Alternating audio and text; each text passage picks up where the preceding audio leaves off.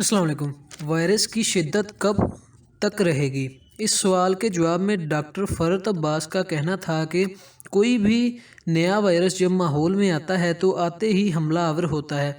जब उसके ख़िलाफ़ इलाज थोड़ा बहुत किया जाता है या मौसम बदल जाता है तो वायरस फिर आता है तो उसकी शिद्दत ज़्यादा होती है। लेकिन दूसरी बार जब वायरस आता है तो उसके ख़िलाफ़ हमारी बॉडी में इम्यूनिटी पैदा हो जाती है। इम्यूनिटी पैदा होने से इंसानी बॉडी में वायरस के ख़िलाफ़ मुज़ाहमत पैदा हो उठती है। इसके अलावा वायरस को मारने की जिस्म में खुद सलाहियत भी पैदा हो जाती है। इस अमल के लिए 2 साल का अरसा लगता है। इंसानी तारीख़ में इस तरह की वबाएँ आती रहती हैं। 1922 में एक वायरस इसी तरह का आया था, उसकी शिद्दत 2 साल तक रही थी।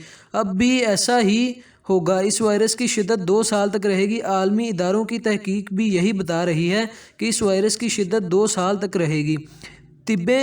तिब के माहिरीन भी यही सोच रहे हैं कि कोरोना वबा की शिद्दत 10 अप्रैल के बाद बतदरीज कम होना शुरू हो जाएगी। ये दुनिया भर में महज 2 से 5% तक रह जाएगी।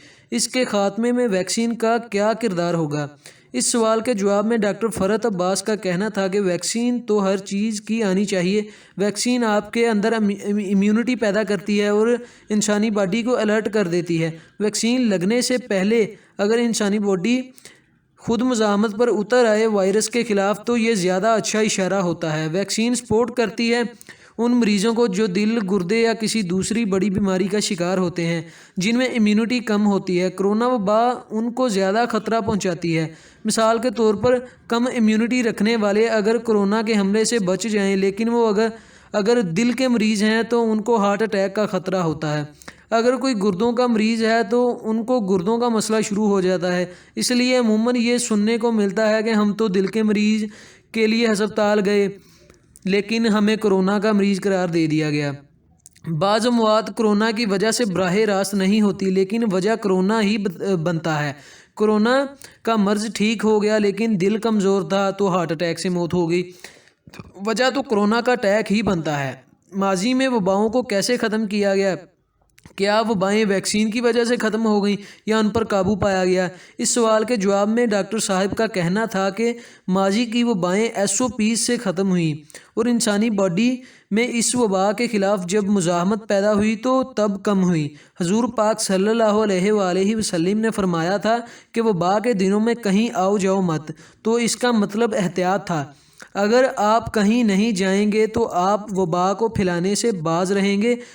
इसके साथ साथ आप अपने अंदर इम्यूनिटी भी तख्लीक कर लेंगे।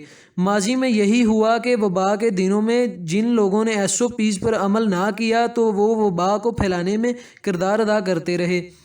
इसके साथ साथ हम बात यह है कि खौफ को करीब ना आने दें। बीमारी का खौफ आपके अंदर से इम्यूनिटी को कम कर देता है। वबा को ख़त्म करने का आसान तरीन तरीका यही है कि एहतियात से काम लें और SOPs पर अमल करें। ऐसा करने से वबा का वजूद रफ्ता रफ्ता खुद ब खुद ख़त्म हो जाएगा। दूसरी लहर के दौरान मरीज़ों की तादाद ज़्यादा है। इसका जवाब देते हुए डॉक्टर फ़रत अब्बास का कहना था कि सच्ची बात यह है कि मरीज़ ज़्यादा हस्पतालों में आ रहे हैं, जिसकी वजह लॉकडाउन ना होना है। इस वक्त वायरस की शिद्दत पहले से 5 गुना ज़्यादा है, लेकिन कोरोना वबा की वजह से मरने वालों को हम हार्ट अटैक या दूसरी बीमारी की वजह करार दे रहे हैं, जबकि पहली लहर में हम हर इंतकाल करने वाला कोरोना का मरीज़ करार दिया जाता था। सर्दी के मौसम की वजह से कोरोना के छोटे ज़र्रे फैले हुए हैं। गर्मियों में ये जल्द मर जाते हैं। मास्क अगर लगाया हो तो कोरोना के ज़र्रे मास्क से टकरा कर अगर गिर जाएंगे और ख़त्म हो जाएंगे और सांस की गर्माहट ही उनको मारने के लिए काफ़ी होती है। जब डॉक्टर साहब से कोरोना के हवाले से घरेलू एहतियात के बारे में पूछा गया तो उनका कहना था कि कोरोना वायरस 48 घंटे बाद अपनी जड़ें बनाता है। अगर ये किसी तरह हमारे गले में चला गया तो ये आहिस्ता आहिस्ता जड़ें फैलाना शुरू कर देता है।